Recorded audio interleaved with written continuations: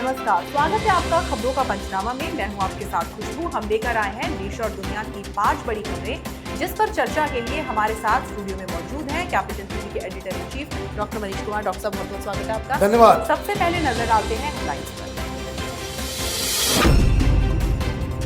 काबुल धमाके पर बोले अमेरिकी राष्ट्रपति जो बाइडेन, आतंकियों को नहीं करेंगे माफ, ढूंढ ढूंढ कर मारेंगे। काबुल धमाके के बाद अमरुल्लाह साले के ट्वीट से हड़कंप, ब्लास्ट के पीछे बताया पाकिस्तान का हाथ। पंजाब कांग्रेस अध्यक्ष नवजोत सिंह सिद्धू ने दी चेतावनी, कहा मुझे फैसले लेने से रोका तो ईंट से ईंट बजा देगा। छत्तीसगढ़ में बदल सकता है सीएम, भूपेश बघेल को राहुल गांधी ने किया तलब, 40 विधायक भी दिल्ली में गए। और देश के मेंटोर कार्यक्रम के ब्रांड एम्बेसडर बने सोनू सूद, केजरीवाल से मिलकर बोले मुझे राजनीति में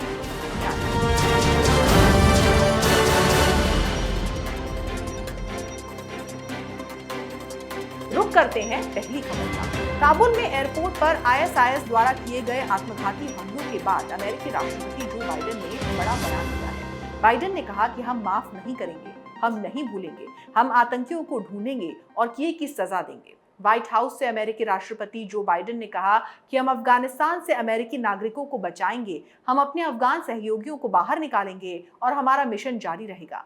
जो बाइडेन बोले काबुल हवाई अड्डे पर हुए हमलों में तालिबान और इस्लामिक स्टेट के बीच मिलीभगत का अब तक कोई सबूत नहीं मिला है। बता दें कि अफगानिस्तान के काबुल एयरपोर्ट के बाहर 2 आत्मघाती हमलों में 60 से ज्यादा लोगों की मौत हुई है। इस आतंकी हमले में 12 अमेरिकी सैनिकों की जान गई है और 15 घायल हुए हैं। धमाके में कुल 140 लोग घायल हुए हैं। इन बम धमाकों के पीछे आतंकी संगठन आईएस, इस्लामिक स्टेट का हाथ होने की बात सामने आ रही थी और देर रात उसने इसकी जिम्मेदारी भी ले ली। डॉक्टर साहब, बाइडेन के इस बयान में कितना दम है?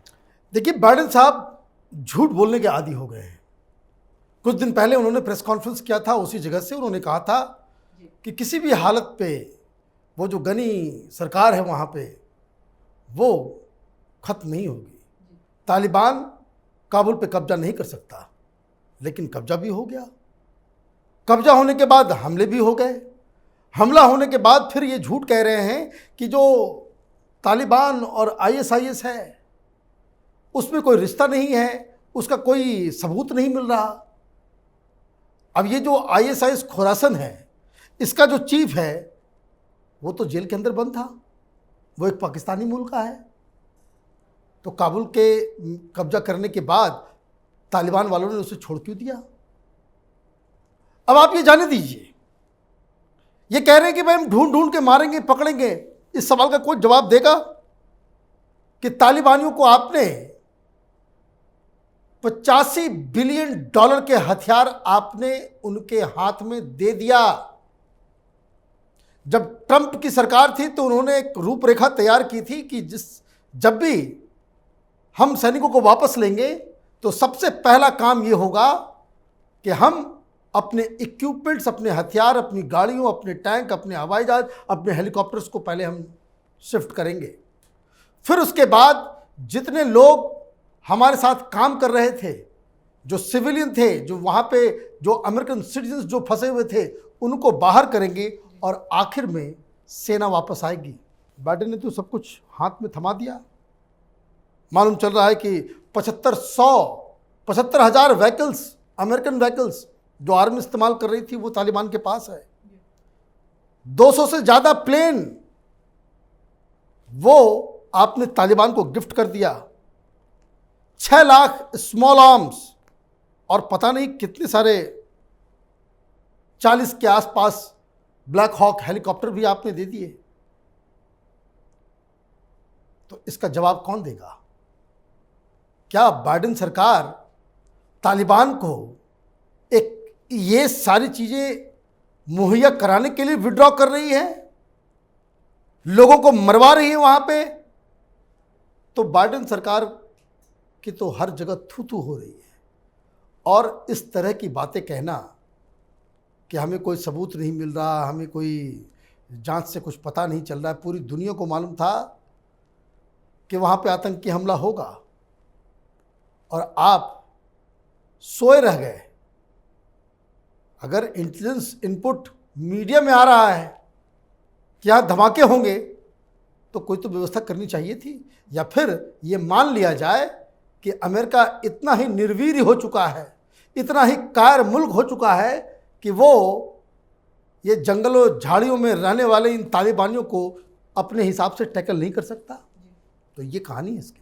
जी, तो वो ज़माने गए जब अमेरिका की कही बात हर किसी के लिए पत्थर की लकीर होती थी। अब हर कोई ये जान चुका है कि अमेरिका के पास हवाबाजी करने के अलावा और कुछ नहीं बचा है। रुक करते हैं दूसरी खबर का। काबुल में कल हुए धमाकों के तार पाकिस्तान से जुड़ते दिख रहे हैं। अफगानिस्तान के कार्यकारी राष्ट्रपति अमरुल्लाह साले ने काबुल अटैक को लेकर पाकिस्तान को कटघरे में खड़ा किया है। साले ने ट्वीट करके लिखा कि तालिबान ने सब कुछ अपने मास्टर यानी कि पाकिस्तान से ही सीखा है। साले ने लिखा कि एयरपोर्ट पर हमला करने वाले आतंकी संगठन IS खुरासन की जड़ें तालिबान और हक्कानी नेटवर्क से जुड़ी हैं।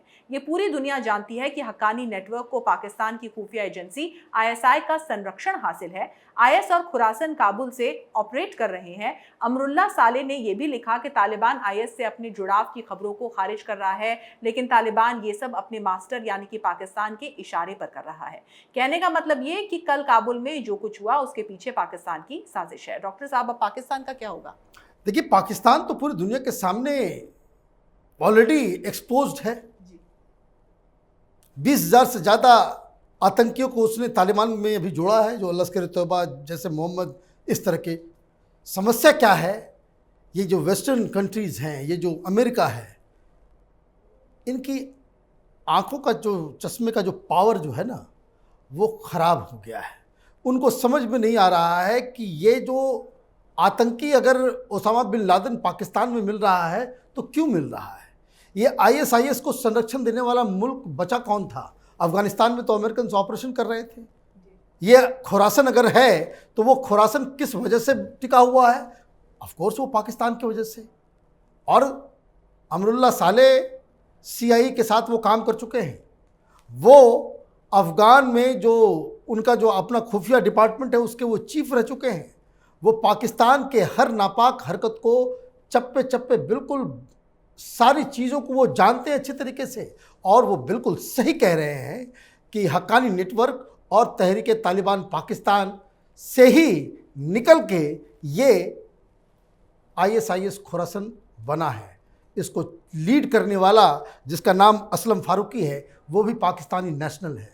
वो भी लश्कर-ए-तौबा के साथ पहले काम करता था। वो हक्कानी नेटवर्क में वो पहले काम कर रहा था और अभी तो वो बरगाम के जेल में था। ये तालिबान अगर उनकी दुश्मनी थी तो ये सरकार बनते ही तालिबानियों ने इस असलम को क्यों बाहर छोड़ दिया? मतलब ये कि आप अपने दुश्मनों को भी छोड़ रहे हैं। ये क्या, किस तरह की मैंने जानकारी और किस तरह की बातें पूरी दुनिया और अमेरिका और मीडिया कर रही है, ये तो समझ के परे है। हकीकत यही है कि पाकिस्तान आतंक को एक, इसको कह सकते हैं कि रणनीति की तरह उसका इस्तेमाल करता है। इट इज़ हाई टाइम दुनिया को अपनी नींद से जागना चाहिए और पाकिस्तान को अकाउंटेबल बनाना चाहिए। जी, तो जो जलील हो सारी दुनिया के सामने, उसे जलालत से कोई फर्क नहीं पड़ता और पाकिस्तान के साथ भी यही हो रहा है। रुक करते हैं तीसरी खबर का। पंजाब कांग्रेस अध्यक्ष नवजोत सिंह सिद्धू के तल्ख तेवर एक बार फिर से देखने को मिल रहे हैं। उन्होंने सख्त चेतावनी देते हुए कहा कि अगर उन्हें फैसले लेने नहीं दिए गए तो वो सहन नहीं करेंगे बल्कि ईंट से ईंट बजा देंगे। बता दें कि पंजाब कांग्रेस में इन दिनों सब कुछ ठीक नहीं चल रहा है। एक तरफ सीएम अमरिंदर और सिद्धू में तकरार देखने को मिल रही है, तो वहीं दूसरी तरफ सिद्धू के सलाहकारों की बयानबाजी से राजनीतिक सरगर्मियां तेज हैं। हालांकि सिद्धू को हरीश रावत की नसीहत के बाद उनके सलाहकार मालविंदर सिंह ने आज पद से इस्तीफा दे दिया है। वहीं इससे पहले हरीश रावत ने कहा था कि पंजाब में कांग्रेस नेताओं की कमी नहीं है। सिद्धू एक अलग बैकग्राउंड से आते हैं, उनके फ्यूचर को देखते हुए पार्टी ने उन्हें पंजाब कांग्रेस अध्यक्ष बनाया है, लेकिन इसका ये मतलब बिल्कुल भी नहीं है कि पूरी पार्टी उन पर निर्भर है। डॉक्टर साहब, सिद्धू की ये तल्खी नरमी में कब तब्दील होगी? ये मैं बार बार कह रहा हूँ, ये भस्मासुर आदमी है। ये जहाँ रहेगा वो विनाश ही करेगा।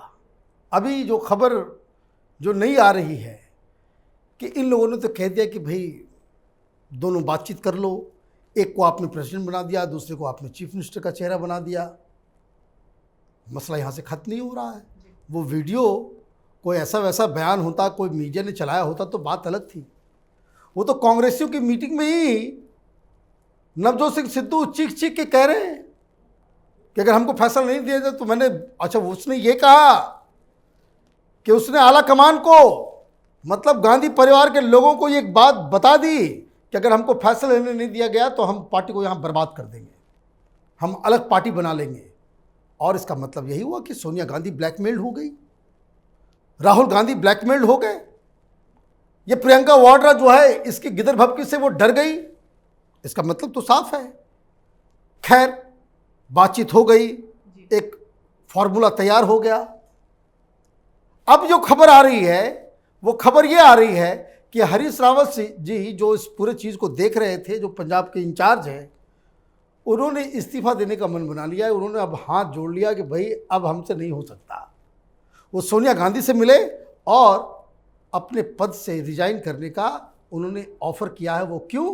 क्योंकि उनके बस में भी अब ये नहीं है कि सिद्धू को शांत कराया जाए कि कैप्टन को शांत कराया जाए। इसका मतलब यही जो आपने सवाल पूछा कि ये जो उनका जो तेवर है वो कब बदलेगा, वो नहीं बदलेगा।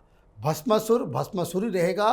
मैं बार बार कह रहा था शुरू से ही, पार्टी टूटेगी। अब उसके संकेत भी दिखने लग गए हैं। ऐसा नहीं लग रहा है कि चुनाव तक कांग्रेस पार्टी एक स्ट्रॉन्ग वन सिंगल हाउस बन करके वो चुनाव में इंटर करेगी। चुनाव से पहले ही पार्टी में बिखराव होगा। जी, तो जब कांग्रेस पार्टी ने हिम्मत करके सिद्धू रूपी बम को अपनी पार्टी में रखी दिया है तो उसे विस्फोट से नहीं डरना चाहिए, धमाका तो होगा ही होगा।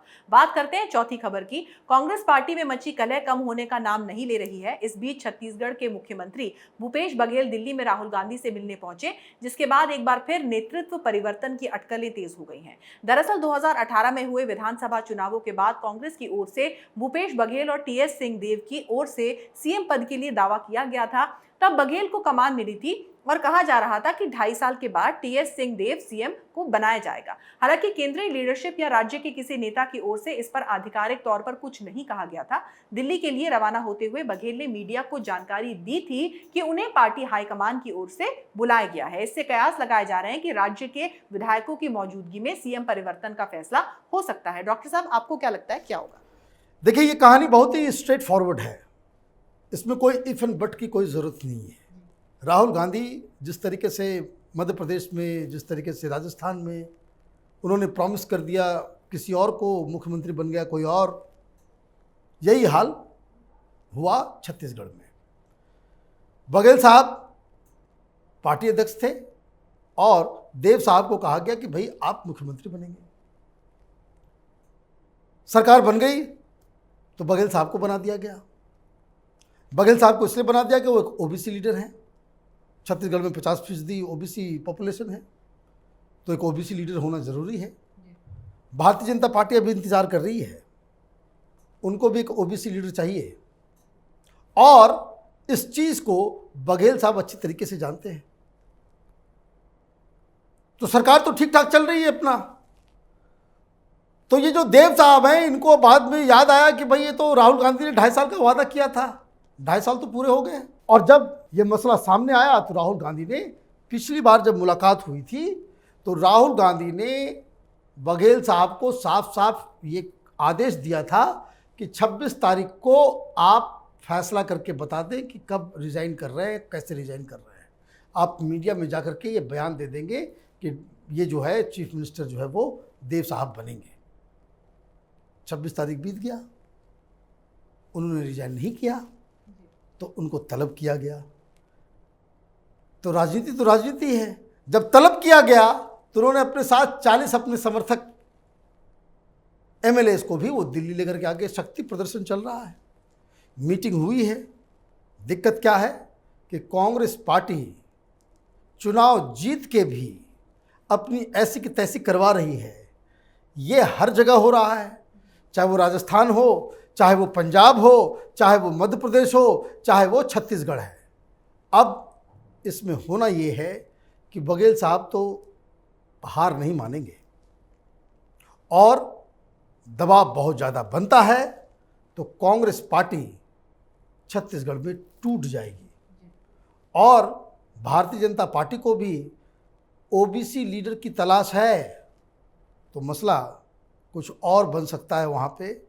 ऐसा भी हो सकता है कि जिस तरीके से आपने देखा कि मध्य प्रदेश में बहुमत लाने के बावजूद वहाँ पे कांग्रेस पार्टी की सरकार खत्म हो गई, वही हाल छत्तीसगढ़ में भी हो सकता है। जी, तो जब पार्टी के शीर्ष नेतृत्व में ही दम ना हो तो फिर पंजाब हो या छत्तीसगढ़ घमासान तो होना ही है। रुक करते हैं आखिरी खबर का। दिल्ली के मुख्यमंत्री अरविंद केजरीवाल से शुक्रवार सुबह बॉलीवुड अभिनेता सोनू सूद ने मुलाकात की। ऐसी अटकलें लगाई जा रही थी कि सोनू आम आदमी पार्टी के लिए पंजाब में प्रचार करेंगे और उसी सिलसिले में दोनों की मुलाकात होनी है। मगर केजरीवाल से मीटिंग के बाद सोनू ने साफ कर दिया कि उन्हें राजनीति में नहीं आना।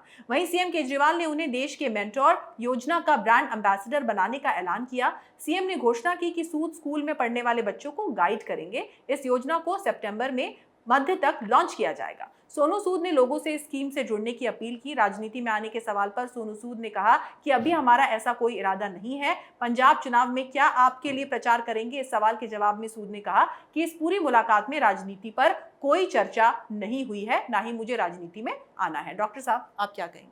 देखिए, खबर जो है दो स्टंटबाजों की है। एक पीआर चीफ मिनिस्टर है, कोई पीआर एक्टर है ना। एक ने कोरोना के दौरान सिर्फ प्रेस कॉन्फ्रेंस करके सुर्खियां बटोरी, देश का सबसे कर्मठ मुख्यमंत्री बन गया टीवी चैनलों को पैसे दे करके। और दूसरा पीआर एक्सरसाइज के जरिए अचानक से वो सुपरमैन बन गया, मसीहा सबका, है ना। उसके पीछे की कहानी कभी और मैं सुनाऊंगा, लेकिन बवाल इसलिए मच गया क्योंकि सूद को लेकर के प्रेस कॉन्फ्रेंस केजरीवाल ने कर दी और उनको मेंटोर का बकायदा कोई प्रोग्राम है जिसके ऊपर जो है वो उनको ब्रांड एम्बेसडर बना दिया। अभी प्रोग्राम लॉन्च नहीं हुआ है, प्रेस कॉन्फ्रेंस हो गया। बवाल इसलिए मचा क्योंकि भाई आप तो देश के नौजवानों को मेंटोर बना रहे हो, उसके लिए मेंटोर आपने एक ब्रांड एम्बेसडर ढूंढ के लाया कि भाई ये देखो ये सुपरमैन हमने ला करके खड़ा कर दिया है। तो अमित मालवीय ने एक ट्वीट किया, बोला भाई ये सब काम तो बाद में करना, पहले ये बताओ कि केंद्र सरकार ने देश भर में 62 वो जवाहर नवोदय विद्यालय उसकी योजना को पारित किया है। केंद्र सरकार ही बनाएगी उसको, लेकिन जमीन तो राज्य देगी। तो 6 बनना है दिल्ली के अंदर में भी। तो एक कागज जो है सबूत के तौर पे दे दिया गया कि भाई अरविंद केजरीवाल अकेला मुख्यमंत्री जिसने अब तक जमीन अलॉट नहीं किया है।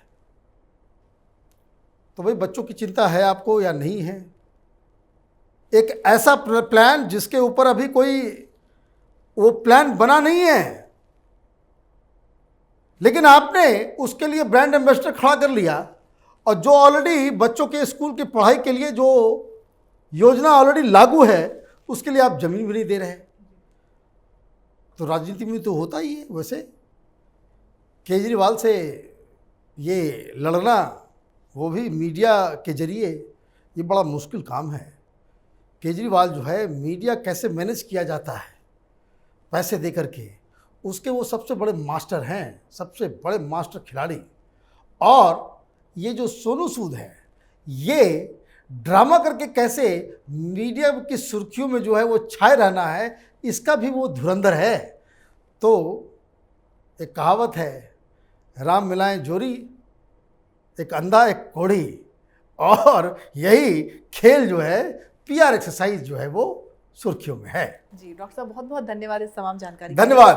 तो खबरों का पंचनामा में आज के लिए बस इतना ही। देश विदेश की तमाम खबरों के लिए आप देखते रहिए कैपिटल टीवी। हमें लाइक करें, शेयर करें और कैपिटल टीवी को सब्सक्राइब करें। नमस्कार।